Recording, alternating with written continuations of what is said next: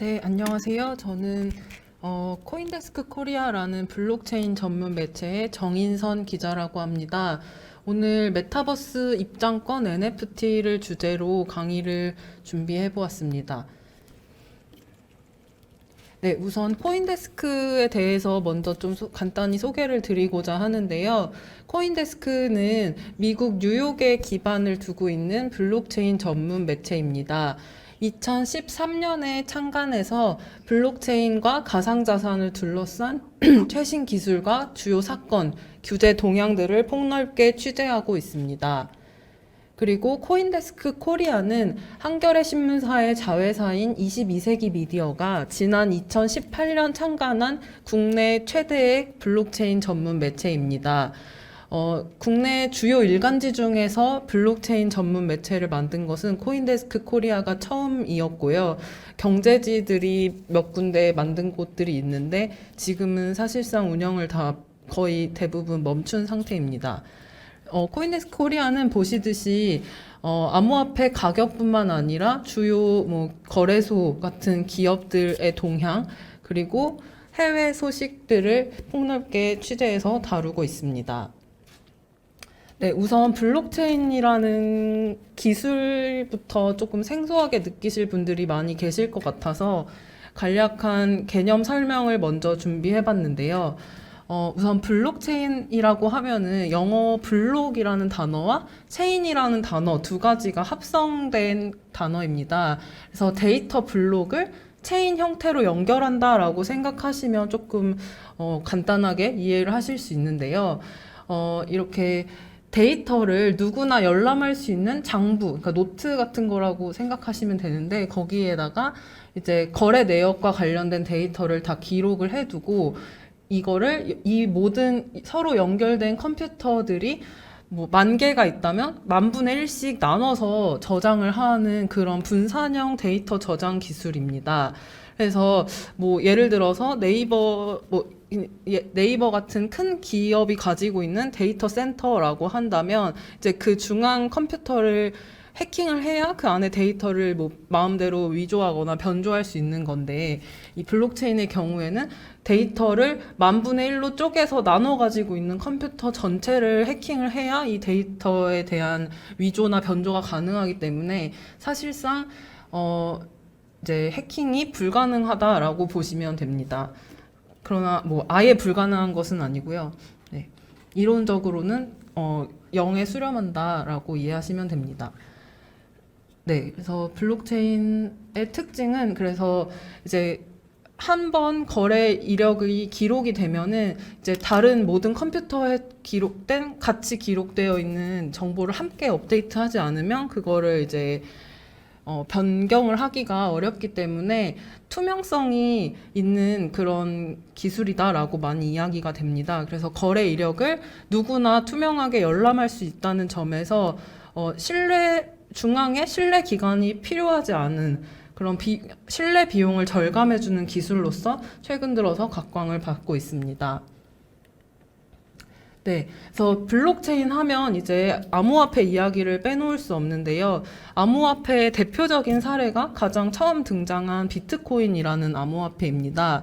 그래서 비트코인은 여기 지금 띄워놓은 그림이 비트코인 백서인데요. 사토시 나카모토라는 가명을 사용하는 한 개발자가 2008년에 이 비트코인 백서를 작성을 해서 나는 이제 현재 금융 시스템을 신뢰할 수 없다. 그래서 새로운 개념의 돈, 화폐를 이제 만들어 보겠다 해서 이제 선언하는 문서를 자기가 가지고 있던 개발자 위주로 구성된 메일링 리스트에 뿌리게 됩니다. 그리고 2019년 1월 3일에 첫 비트코인 블록, 그러니까 데이터 저장 아까 장부라고 표현을 했는데 처음 블록이 생성이 됩니다. 그리고 비트코인은 이제 은행을 거치지 않고서도 그 데이터를 서로 나눠 가지고 있는 개인 간의 이제 개인들의 승인에 따라서 A로부터 B에게로 화폐가 전송됐다는 사실을 검증할 수 있는 그런 P2P 전자현금 시스템이라고 보시면 됩니다. 그리고 일반적인 화폐와 다른 점은 이제 달러나 원화 같은 경우에는 중앙은행 혹은 정부가 발행량을 이제 그때그때 경제 상황에 맞춰서 통제할 수 있습니다. 그런데 비트코인의 경우에는 총 발행량이 2,100만 개로 정해져 있어서 점점 이제 채굴할 수 있는 비트코인의 양이 줄어들게 됩니다. 그래서 희소성으로 인해서 이제 가격이 점점 올라가게 되는 그런 구조를 가지고 있습니다. 그리고 비트코인에 이어서 거래량이 가장 많은 암호화폐가 이더리움이라는 암호화폐가 있는데요. 이더리움은 여기 보시는 비탈릭 부테린이라는 굉장히 젊은 개발자가 만든 블록체인 시스템입니다. 그래서 비트코인이 새로운 개념의 화폐라면 이더리움은 새로운 개념의 컴퓨터 혹은 인터넷 시스템이라고 보시면 됩니다. 그래서 가장 큰 특징은 스마트 계약이라는 개념인데요. 이제 알고리즘을 이제 미리 다 설정을 해놓고 특정한 조건이 맞아 떨어지면 자동으로 어떤 행위가 실현되도록 하는 그런 속성을 가지고 있습니다. 그래서 뭐 예를 들면 이제 자판기에서 저희가 뭐 1,000원을 넣고 뭐 포카리 스웨트를 먹겠다 하고 버튼을 누르면 자동으로 이제 포카리 스웨트 음료가 떨어지듯이 이제 특정한 조건이 실행되는 경우에 이제 설정해 놓은 행위가 저절로 일어나는, 그래서 뭐 예를 들면 부동산 거래를 할 경우에 뭐 여러 행위자가 이제 계약서에 도장을 찍어야 하는데 이제 그런 게 자동으로 이제 되면은 바로 돈이 이제 넘어가는, 뭐 그리고 무역 같은 경우에도 원래는 이제 물품을 이렇게 A 선박에서 B 선박으로 옮겨 싣는 과정에서 이제 그게 제대로 옮겨 실어졌는지를 확인해야 이제 돈이 지급이 되기 때문에 한 뭐 3일에서 길게는 열흘까지도 실제 대금 지급에 시간이 걸린다고 합니다. 근데 그런 과정을 이제 이런 이더리움 기반의 스마트 컨트랙트를 사용하면 훨씬 간단하게 이제 실시간으로 처리할 수 있다는 장점이 있습니다. 네, 그럼 이제 좀 본격적으로 NFT 관련 이야기를 드려보려고 하는데요. NFT라고 하면 영어로 Non-Fungible Token이라는 단어의 약자입니다. 그래서 Fungible이라는 단어가 여기서 핵심인데요. Fungible은 대체가 가능하다라는 뜻의 영어 단어입니다. 그래서 쉽게 동전을 좀 예로 들어볼 수 있을 것 같은데요. 저희가 사용하는 500원짜리 동전이 1989년에 찍힌 동전하고 2008년에 찍힌 동전이 있는데 이 두 동전은 서로 대체가 가능합니다. 또 제가 가지고 있는 500원짜리 동전과 제 친구가 가지고 있는 500원짜리 동전을 서로 바꾸더라도 아무런 가치의 변화가 일어나지 않습니다. 뭐 아까 말씀드린 비트코인이나 이더리움 같은 암호화폐의 경우에도 사실 뭐 개수만 똑같다면 서로 교환을 하더라도 가치는 달라지지 않는 그런 대체 가능한 토큰입니다. 반면에 NFT 같은 경우에는 모든 토큰 하나하나가 서로 다른 고유한 가치를 지니고 있습니다. 그래서 A라는 토큰과 A-라는 토큰의 가치가 완전히 다르기 때문에 그 둘을 서로 대체할 수 없습니다. 그리고 또 다른 하나의 특징이 하나의 토큰의 가치를 여러 개로 쪼개서 나눠 가질 수 없다는 점입니다. 보통 주식 거래를 해보신 분들은 아시겠지만 뭐 요새는 국내에서 금융기관들이 소수점 거래라고 해서 뭐 한 주식을 한 주 이하 단위로 쪼개서 거래하는 그런 기능을 제공하고 있지만 도입된 지 얼마 안 됐습니다. 근데 이제 비트코인이나 이더리움 같은 암호화폐의 가장 이제 기존 금융과 달랐던 특징이 바로 쪼갤 수 있다라는 점이었는데요. 그래서 1비트코인이 지금 한 6천만 원 정도인데 사실 개인이 6천만 원짜리를 하나를 통째로 사기는 좀 어렵잖아요. 근데 이제 그거를 뭐 60만 원 혹은 뭐 600만 원 이렇게 0.1, 0.001 이런 단위로 쪼개서 거래할 수 있다는 게 대체 가능 토큰의 특징이었다면 대체 불가능 토큰은 이제 이 500원짜리를 반으로 가르면 사실 뭐 250원, 250원이 되는 게 아니잖아요. 실물을 반으로 가른다고 해서 이제 그것처럼 이제 대체 불가능 토큰도 뭐 뭔가 쪼개면 이제 솔로몬이 이렇게 칼로 자르면 애기가 아니게 되듯이 그런 가치가 쪼개지지 않는다는 특성을 가지고 있습니다. 그래서 이 두 특성으로 인해서 온라인 공간에서 어떤 디지털 파일의 고유성과 희소성을 증명해주는 증명서 역할을 NFT가 많이 수행을 하고 있습니다.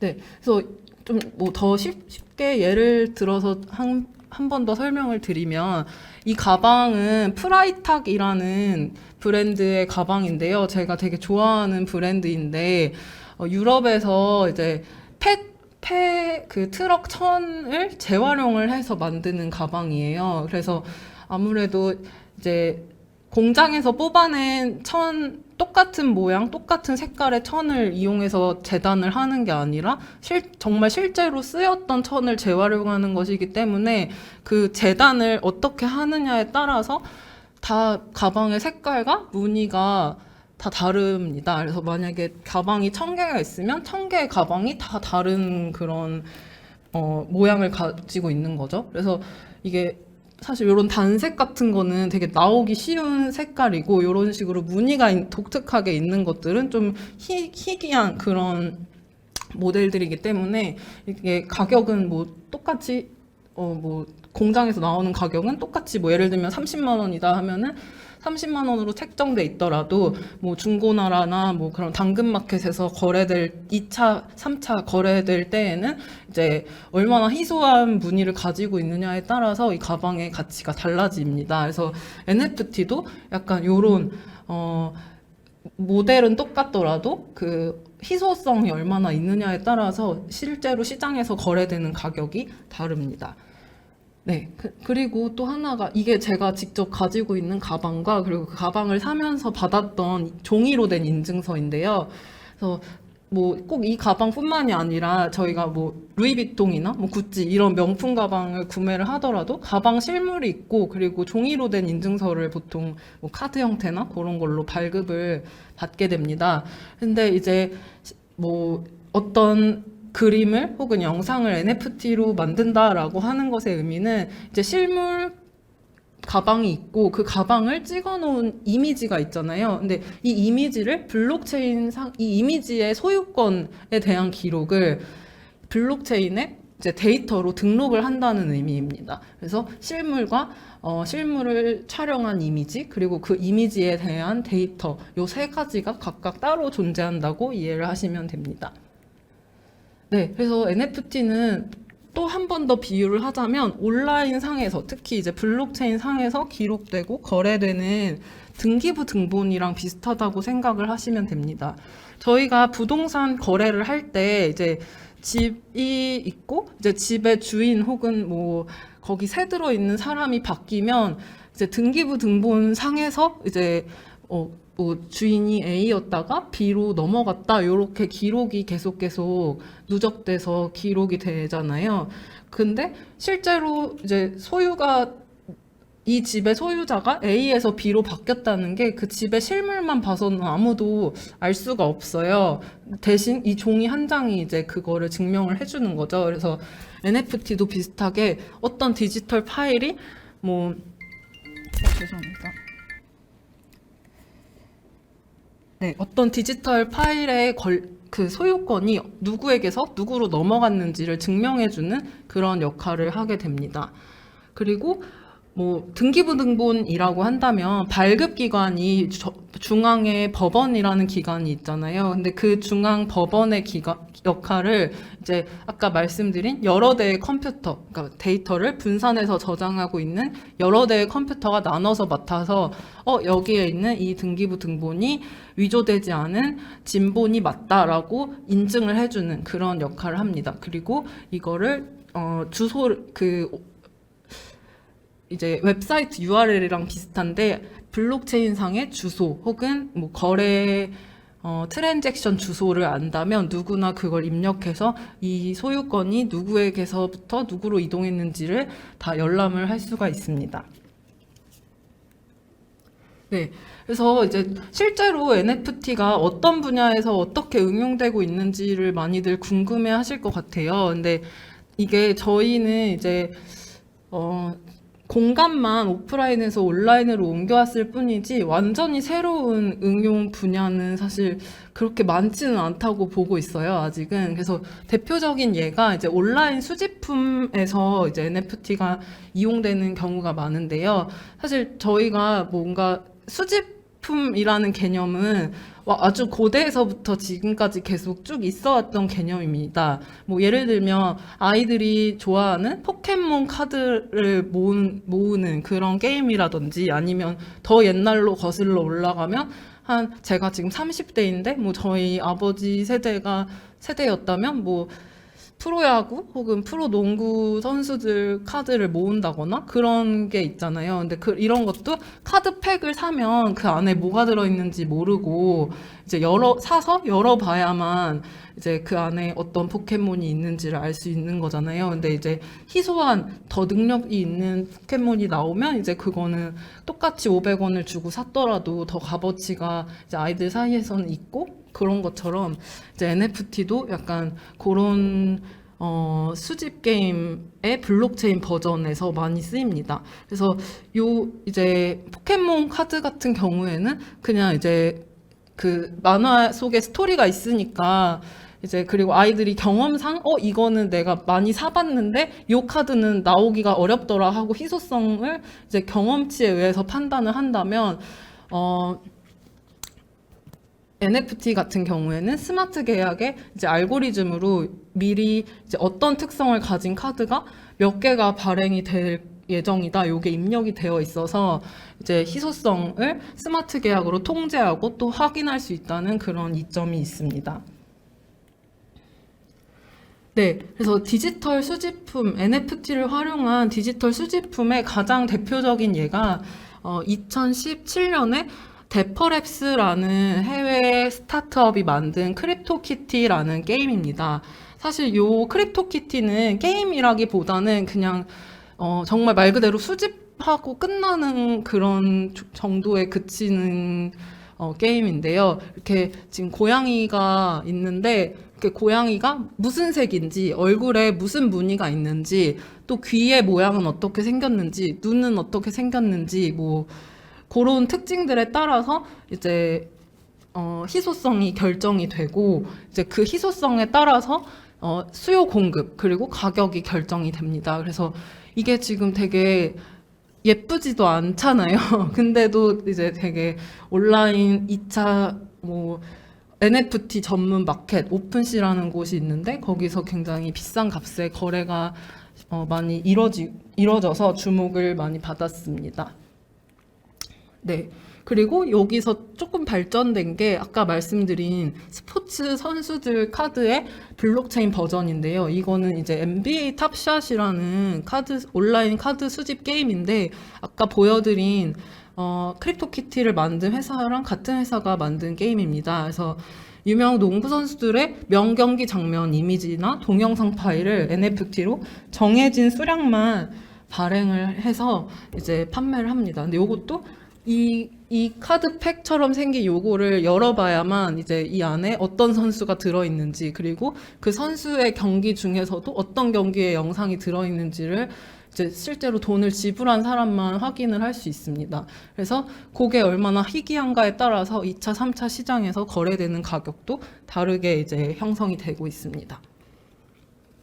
네. 그리고 이제 앞에서 보여드린 디지털 수집품에서 조금 발전된 응용 사례가 이제 게임 아이템 분야입니다. 그래서 최근에 싸이월드가 문을 닫았다가 다시 오픈을 해서 되게 화제가 되고 있잖아요. 근데 싸이월드가 문을 닫았을 때 다들 조금 당황스러워 했던 게 이게 이 운영하는 회사가 되게 급하게 문을 닫게 되었고 서비스 종료 공지도 되게 급하게 내는 바람에 사람들이 내가 올려놨던 사진 미리 다운 못 받아놨는데 그러면 이제 앞으로 접속이 불가능해지는 거냐 하고 되게 혼란을 많이 겪었었습니다. 몇 달 전에.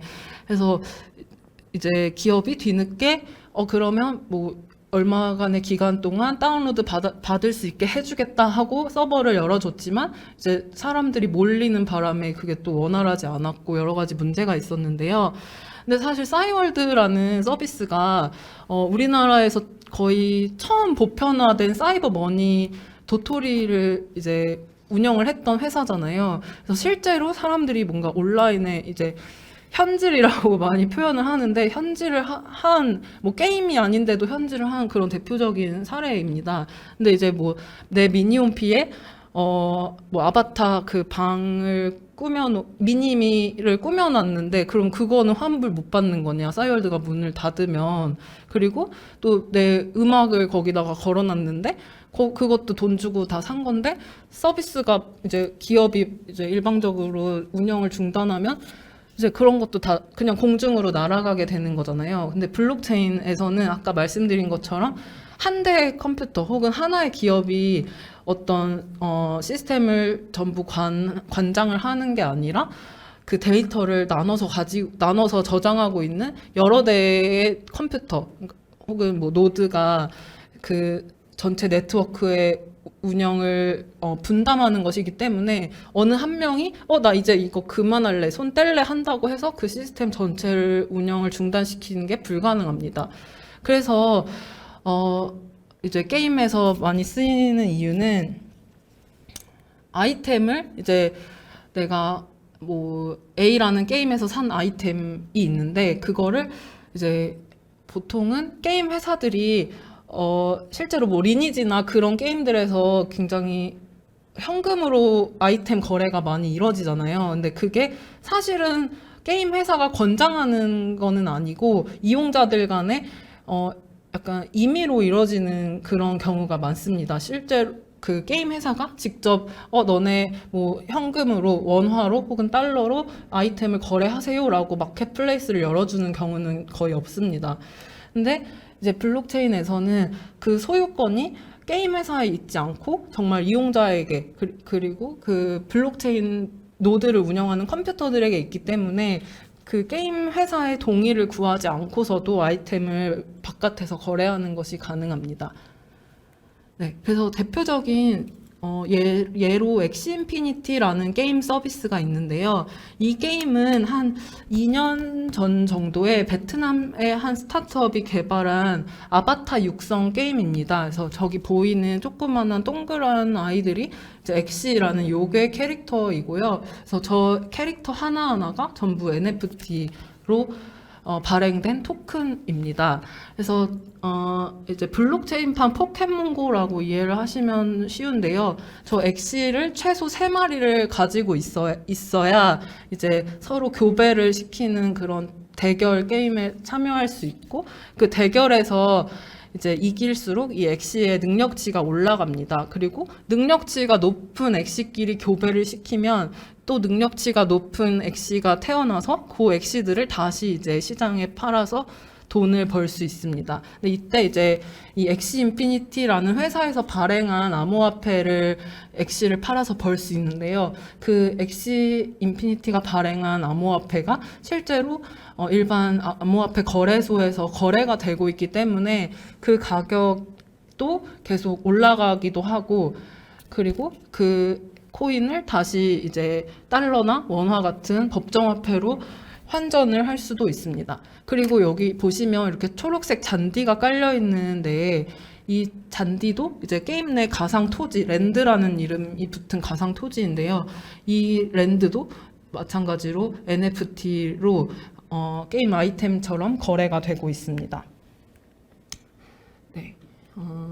그리고 이거는 이제 실제로 필리핀의 한 농촌 마을에서 이 엑시 인피니티라는 게임을 해서 돈을 벌었다고 인증하고 있는 이용자들의 사진입니다. 그래서 이 동네가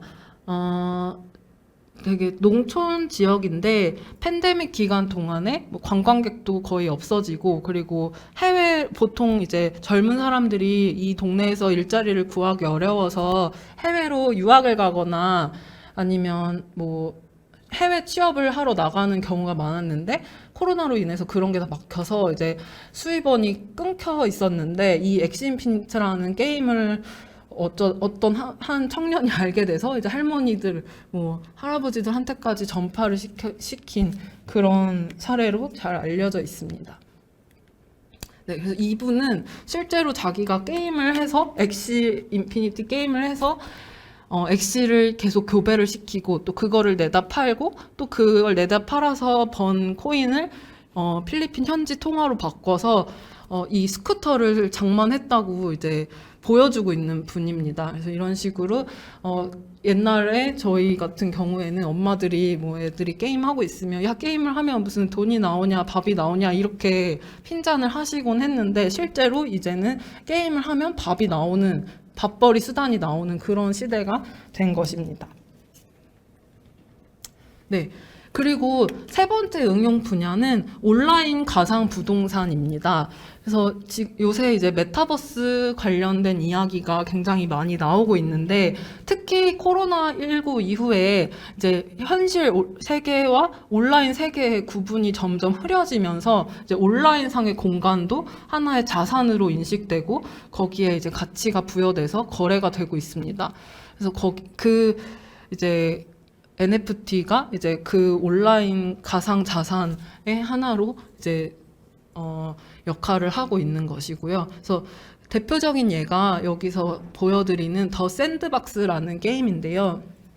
이 더 샌드박스라는 게임은 아이들이 많이 하는 로블록스라는 게임이랑 되게 유사한 서비스인데 거기에 이제 블록체인과 NFT가 더해져 있다라고 생각하시면 이해하기 쉽습니다.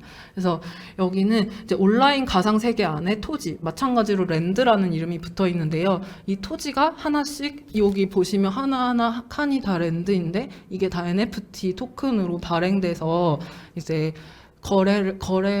이 게임사로부터 직접 살 수도 있고, 혹은 이제 2차, 3차 마켓에서 살 수도 있고, 이렇게 거래가 되고 있습니다.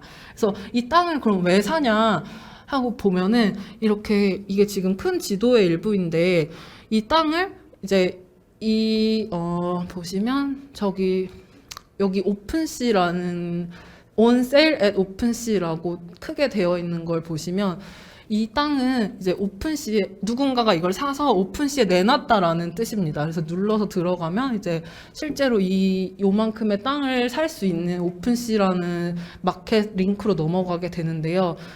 이거는 뭐 예를 들자면 집 혹은 점포 앞에 임대 문의 환영 뭐 이렇게 붙여놓은 거나 마찬가지고요.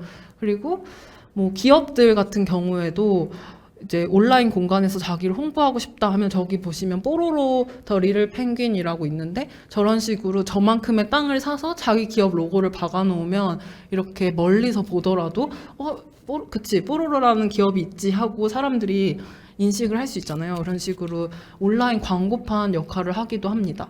그리고 또 중요한 건 이제 이 자기가 소유한 땅 안에다가 이제 직접 게임을 만들어서 그 안에서 이제 이용자들이 들어와서 너네 내가 만든 게임 하려면 얼마씩 내 하고 게임 이용료를 받을 수도 있고 하는 식으로 땅이 있으면 그 땅을 이용해서 자기가 원하는 방식으로 디지털 상에서의 수익을 낼 수 있습니다. 그리고 또 다른 사람이 나는 땅이 있는데 뭐 게임을 만들어서 운영할 시간적인 여유는 없어. 네가 한번 내 대신 내 땅을 이용해서 해볼래? 하고 이제 다른 사람한테 땅을 빌려주고 그 대신에 너가 그 게임을 운영해서 번 돈 중에 뭐 30%는 나한테 줘 하고 이제 임대 수익을 벌 수도 있는 그런 게임입니다. 네, 그래서 이제 앞으로는 NFT가 메타버스 공간에서 더 큰 역할을 하게 될 거라고 많이들 예측을 하는데요. 우선 메타버스가 뭔지부터 좀 아직도 감이 잘 안 오시는 분들이 많을 것 같아요. 그래서 여기 보이시는 이 그림은 영화 레디 플레이어 원이라는 영화의 한 장면인데요. 이 주인공이 이제 안경을 쓰고 저 안에서만 보이는 세계에서 활동을 하고 현실은 굉장히 이제 환경이 좋지 않은데 이 안에는 되게 아름다운 세계가 있고 이제 내 자아는 현실에서의 자아보다 이 온라인 공간 안경을 쓰고 들어가서 만나는 온라인 공간에서의 자아가 미래에는 더 중요해질 것이다 라고 예측을 한 그런 영화입니다. 근데 메타버스라는 단어는 메타와 유니버스의 합성어인데요. 메타는 넘나들다라는 뜻의 전미사입니다. 그래서 현실과 여기 지금 밖에 보이는 현실과 저 안경 속에 이제 온라인 공간 혹은 가상 공간 사이의 경계를 넘나드는 그런 세계가 점점 더 일상 속으로 다가오고 있다라는 그런 의미로 메타버스라는 단어가 요새 많이 쓰이고 있습니다. 그리고 NFT는 그 메타버스 속에서 쓰이는 화폐이기도 하고, 그리고 거기서 유통되는 재화이기도 합니다. 네, 그래서 이거는 국내의 한 대학교에서 올해 3월에 메타버스 공간에서 진행한 입학식 사진인데요. 그래서 이제 저보다 선생님들께서 더 잘 아시겠지만 학교 등교가 정상적으로 이루어지기 어렵다 보니까 아예 이제 입학식도 학교 측에서 이렇게 메타버스 서비스 안에 만들어 놓은 학교, 정말 실물 학교랑 똑같이 만들어 놓은 공간 안에 학생들 아바타가 오게끔 해서 이제 진행을 하고, 요런 게 점점 더 낯설지 않은 모습이 되고 있습니다. 그리고 이거는 이제 또 마찬가지로 이낙연 전 국무총리가 이제 메타버스 공간 안에서 진행했던 이제 출마 선언식 사진이고요.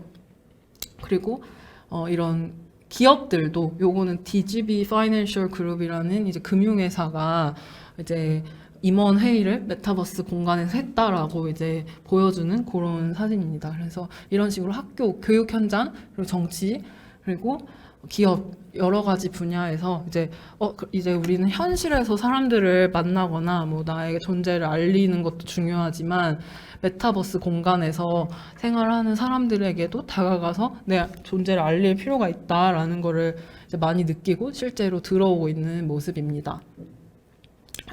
요거는 지금 재생이 안 되는데,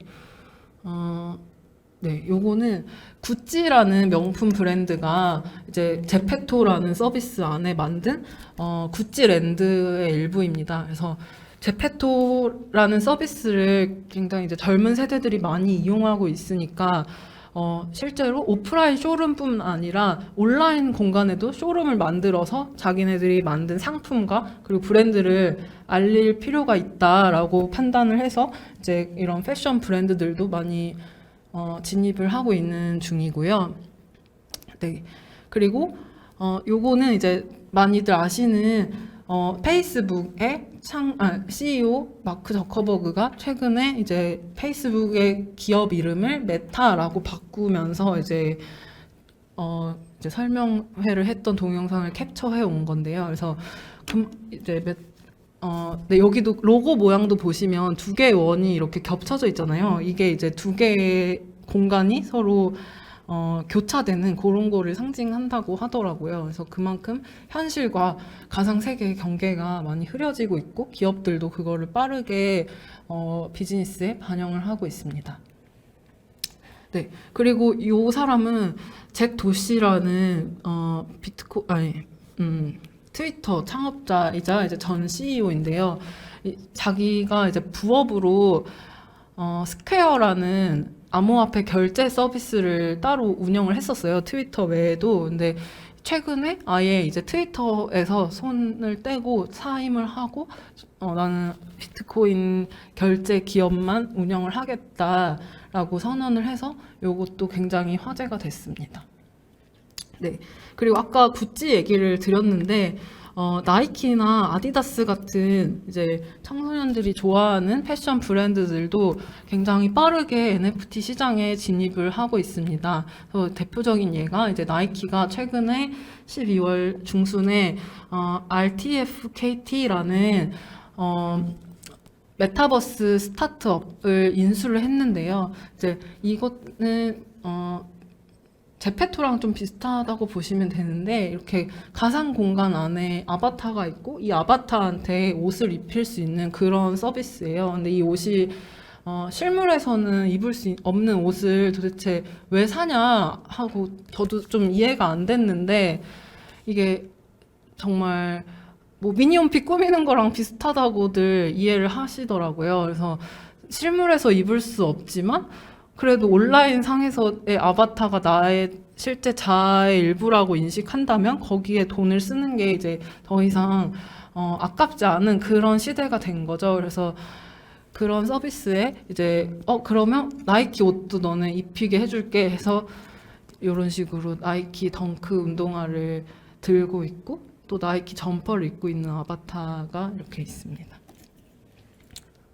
네, 그리고 아디다스도 최근에 NFT를 발행을 했는데요. 이게 저는 되게 재밌는 사례라고 생각을 한 게, 아디다스가 발행한 NFT를 산 사람만 저 원숭이 캐릭터가 입고 있는, 까만색 후드티, 그리고 저 형광색 바지, 그리고 여기 그림에는 안 나와 있는데 그 트랙탑 위에 점퍼 같은 거, 그리고 저 노란색 비닐을 이제 실제로 구매할 수 있는 권한이 이 NFT를 온라인 공간에서 산 사람에게만 주어집니다. 근데 요것도 아까 크립토키티나 그런 다른 NFT랑 마찬가지로 한정된 수량만 발행을 하고 발행을 해서 되게 사기 위한 경쟁이 치열했습니다. 그리고 그 NFT를 살 권한도 이제 저 원숭이가 되게 유명한 NFT 프로젝트에서 사용하는 캐릭터인데요.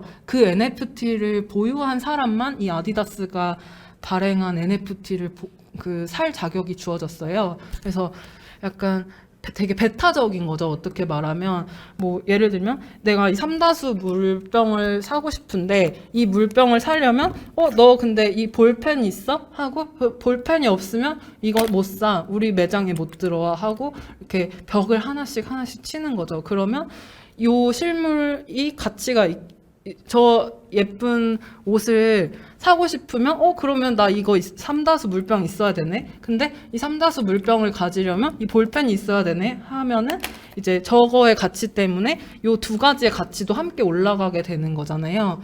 그래서 약간 그런 식으로 좀 실물 경제와 온라인상의 디지털 경제를 서로 연결하는 시도를 굉장히 아디다스가 이번에 잘 했다고 생각을 합니다. 네. 그래서 요게 되게 유명하고 비싼 NFT 프로젝트와 아디다스가 협업을 해서 만든 일러스트이고요. 이 그림에 있는 인물들이 입고 있는 실물 옷을 판매를 했습니다. 네. 그래서 이제 NFT가 점점 온라인 공간과 현실 세계를 연결하는 약간 출입증 혹은 티켓 역할을 하게 될 거다. 그래서 그렇게 된다면 이제 온라인 상에서 돈을 쓰는 게 이제 현실 세계에서 어떤 재화나 서비스를 이용하기 위한 자격 조건이 되면서 이제 점점 온라인 세계에서 돈을 쓰는 게 정말 우리 옛날 어른들이 생각하시는 것처럼 되게 철없고 그런 일이 아니라 이제 정말 경제 활동의 중요한 한 부분이 될 것이라고 생각합니다. 네, 그래서 실제로 지금 패션 브랜드들도 있지만 이제 IP라고 하죠. 지적재산권을 가지고 있는 컨텐츠 기업이나 엔터테인먼트 기업들도 이 분야에 빠르게 진출을 하고 있습니다. 그래서 가지고 온 두 개 기사는 SF9이라는 보이그룹이랑 그리고 BTS의 소속사들이 이제 NFT 산업에 진출하겠다고 선언했다라는 기사인데요. 아직까지 두 기업이 뭐 어떤 식으로 NFT를 활용하겠다라고 구체적으로 이야기를 한 것은 없는데, 뭐 아이들이 많이 사는 실물 포토카드라던가 이제 그런 것들을 온라인 공간에서 NFT로 발행을 해서 판매를 하지 않을까, 혹은 뭐 이제 뭐 다른 여러 가지 방법들이 있겠지만 지금은 그런 예측들이 조금씩 나오고 있는 단계입니다. 네, 그래서 오늘 준비한 내용은 여기까지이고요.